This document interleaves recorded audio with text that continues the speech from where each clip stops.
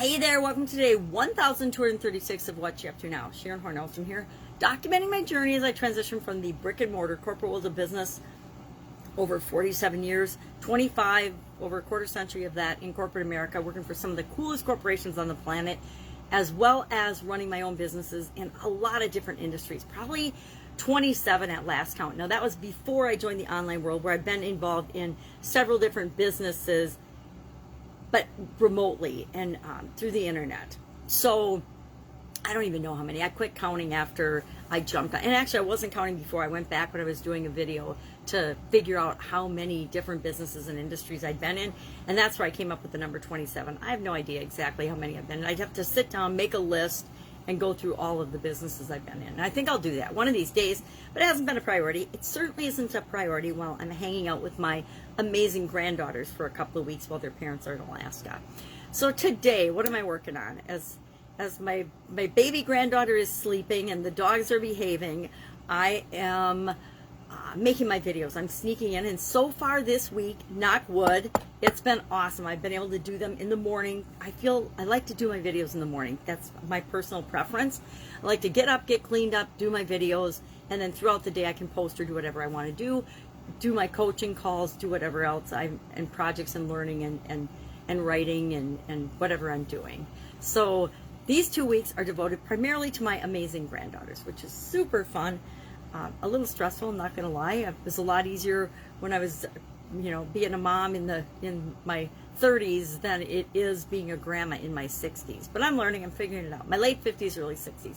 My other granddaughter's just turned 6, so she's got summer school and swimming lessons, and the baby just needs lots of love and attention. So we're having a blast, and I'm actually trying to change the baby's sleep schedule a little bit so that she sleeps more at night and less during the day as I have her sleeping and I'm making videos. So maybe I'm not doing the best job on that. Anyway, what do we talk about today? Today for Supersize Your Business, my Supersize Your Business page and Supersize Your Business group, we talked about the idiom or the expression, a closed book. Meaning there's information or knowledge or something, either a person or a place or a thing that we don't have access to. We can't get the information out. It literally means because the book is closed. Well, if a book is closed, what do? You open the book. Nowadays with the internet, I think that this is less of a challenge. Although we have encrypted files and passwords and things, we can't get access to certain information, or we're not allowed to have access, depending on who we are, to certain types of information. It's an expression that became really popular in the 1900s. And I think we all know it. Hey, you're either an open book or a closed book. If somebody says you're a closed book, they mean you're cut off. You're not maybe sharing your emotions or things with other people. With some areas and aspects of my life, I am definitely a closed book. Generally with things and mistakes, things that I see as mistakes I've made in the past, I don't ever want to go back and do those things again. So I like to close the book on those things in my life in terms of I'm not ever going to make that same exact mistake again. Now, does that mean I'm not going to make mistakes? Heck no. I just keep making new ones and different ones, which is a lot more exciting, and it gives me different lessons that I learn. Every time we make a mistake, if we bring the lesson with us, we don't necessarily have to repeat that exact same mistake again, but it doesn't mean we won't make a new one to learn a new lesson or a slightly tweaked lesson. I consider myself quite a professional mistake maker and lesson learner. And it's what makes life fun, right? We're here to experience our life as only we uniquely can, and we do that by taking action, trying things, doing things, and some of them will work, some of them won't. We learn from the things that don't work. That doesn't work, so we're going to do something else, and we keep moving forward, which kind of leads us to our expression and our assignment in our 365-day challenge to do one thing every day that centers us. It was from Teddy Roosevelt, and he talks about the importance of doing things, taking action, getting out there, create, act, take a place wherever you are, be yourself, and get into action, do something, be sane, do things. And I really like that because I like to think that I'm an action taker, and then sometimes I go through periods like this couple week period where I feel like I'm just keeping up and just barely getting by, and I like to be more active than that. So closed book was our idiom today.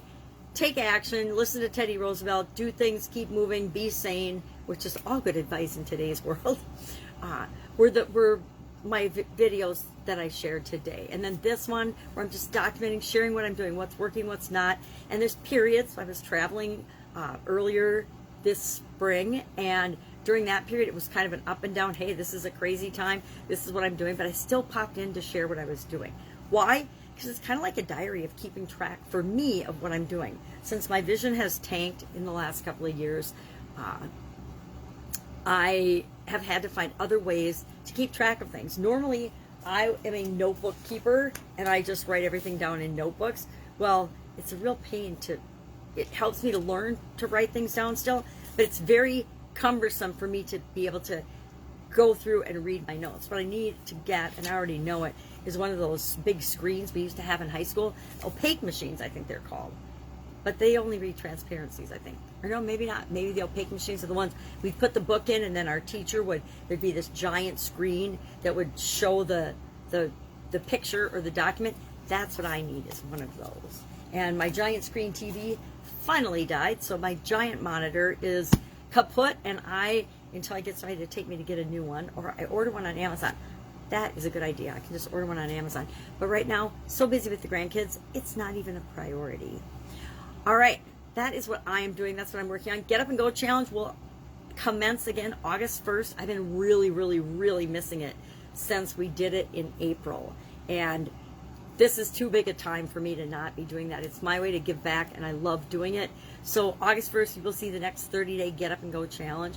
Any questions about that, hit me up in the comments below. I'm actually doing Avril Beckford's reading challenge right now. And I was thinking this morning, I don't think I've read 3 pages in my final book for that challenge. I hurried up in the beginning of the month before the kids left to make sure I got my books read, all except the last one, which I decided I wanted to read every word of. Crazy me. But I wanted to read the whole thing because it's about body language, and I don't really know much about body language, except for I know that mine's wackadoodle, and probably with my wonky eyes and everything else, I send a lot of mixed messages that I don't want to send. So I want to learn a little bit about body language and clean up my act, I guess. Get a little better at it. Get a little better at understanding myself, which is part of our annual challenge. Do one thing every day that centers you, gets to know you, to help us get to know ourselves better. So if I can help you in any way, hit me up, ask a question. I might not know the answer, but I guarantee I can hook you up with somebody that does, or help you get to your next step, help you do and know with 100% confidence and certainty what your next step needs to be. That's it. Have an amazing day. I want to go take a deep breath, drink some coffee before my granddaughter wakes up. And I will see you tomorrow, of course, because I'm still going to pop in every day. It might be with crazy hair or with baby spittle in my hair or diapers from my back, but I will show up even during this crazy time because I committed to myself that I would. Do you care what I'm doing every day? Probably not. But is it important to me? Well, if it's not important to me, then why am I doing it? That's why I show up, and that's why I love it when you join me. Anyway, have an amazing day, and I'll, of course, be with you tomorrow.